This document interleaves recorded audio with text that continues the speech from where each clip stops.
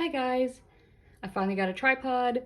You can see both my hands, and I thought I would celebrate by doing a video, the Leuchtturm versus the Moleskine. Sorry if I'm pronouncing that wrong. This is the Leuchtturm1917 and this is the Moleskine. You can get a plethora of sizes and shapes in both, so don't judge them on the shapes and sizes that I have them in this video. You can get different ones. I got different ones just so that I would have a variation between my sketchbooks. The first thing to talk about is that they both have a sort of fake leather cover. This one's a little softer compared to the Moleskine. You can sort of hear the difference when you put your nails over them. I don't really have a preference of that. I guess if I had to choose, I would choose the harder one, maybe for durability or stickers sticking better. I'm not sure though, since I just got this. They both have an elastic band. The Leuchtturm has 2 ribbon bookmarks and the Moleskine has 1 ribbon bookmark, and they both have a pocket in the back of the sketchbook. So yeah. Oh, I did swatch things already in these, but I'm going to also apply some things right here in person for you so that you can see the difference once I get to talking about what I noticed. Oh, real quick though, the Moleskine has 96 pages and is 165 GSM, whereas the Leuchtturm has 112 pages and is 150 GSM.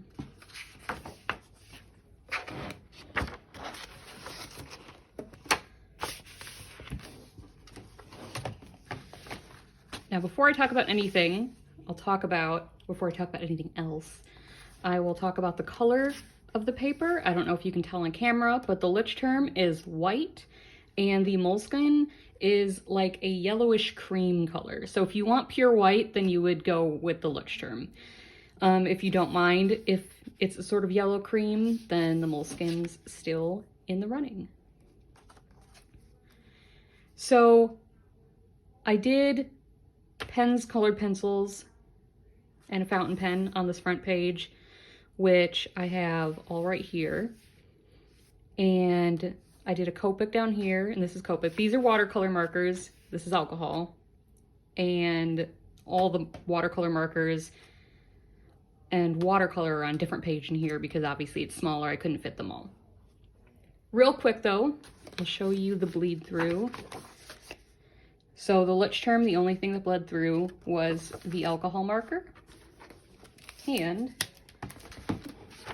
the Moleskine was the exact same. These were alcohol markers, and the paper's thin enough where you can see where I put things, but it's not because it bled through. It's just the light going through the paper. So the exact same alcohol marker was the only thing that bled through.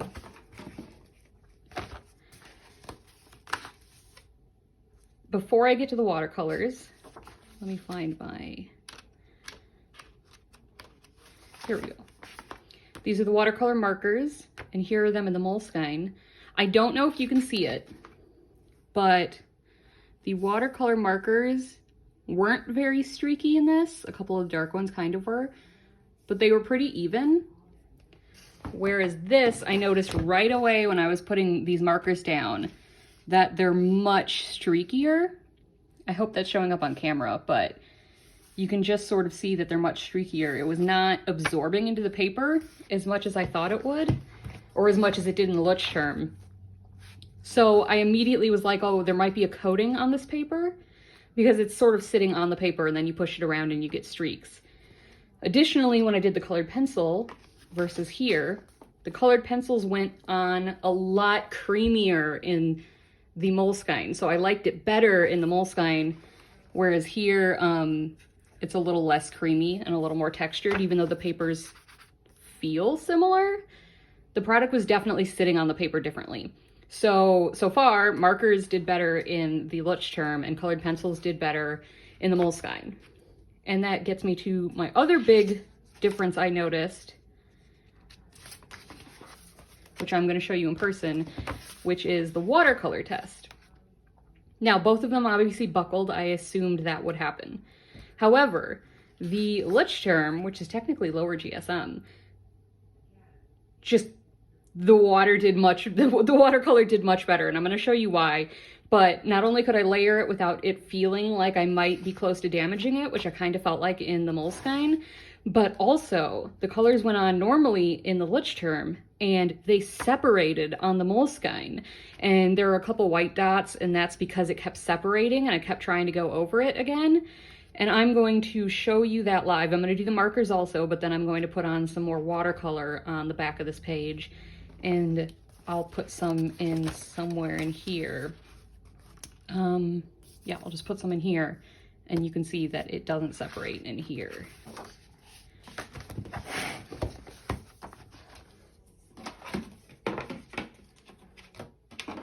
And I'm just going to be blobbing on color. I'm not actually painting anything specific. Watch it separate on the Leuchtturm too and make me look like an idiot, but there we go. So I hope you can see it's not separating at all. That's just where the brush isn't wet enough. So I'm getting white marks, but it's not actually separating.